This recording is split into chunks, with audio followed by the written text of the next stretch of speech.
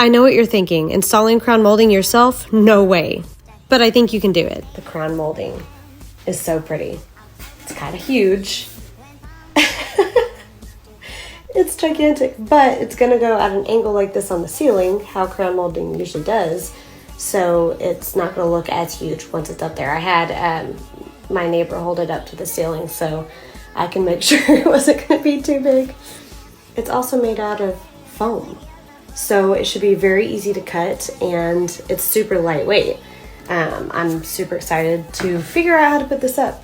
I'm working with Akina Millwork, and their stuff is amazing. I actually could not cut this crown without a saw this big, because this is huge. I mean, it's big as my head. So anyways, this goes like this on the ceiling. Like, this part goes against the ceiling, this part goes against the wall, and you nail it in right here, nail it in right here.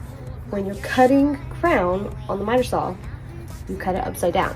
When you cut crown, cut it upside down. Just remember that. It rhymes. It's easy. This goes right here. I made a little stop for it, so it holds it exactly at this angle. If you can see that. You want to cut it at an angle like that, and then it'll cut it perfectly. At this point, it took a little bit of trial and error to figure out where to start the cut on the crown molding.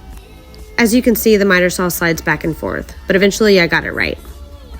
This crown is made from polyurethane, and it cuts like butter. I got this first piece of crown in with no problem at all. I used my 18 gauge nailer to put it up. This was the only normal corner in the room, which is why I started with it, but it turned out not to be as easy as I thought. As you can see here, either my cut wasn't straight, the placement of the crown on the wall and ceiling weren't straight, I'm not really sure, but I got frustrated because I had all these weird angles to go, so I called in backup. I have the most amazing neighbors, and my next door neighbor came over to help me install this before I threw the crown out the window. This took us hours, but we got it all installed. Luckily, this crown is super flexible and easy to work with. I've worked with wood crown before, and it just doesn't give as easily as this polyurethane crown does. Once it was installed, I filled the gaps and caulked everything and then got it painted. It wasn't as easy as I thought it was going to be, but look how amazing it turned out.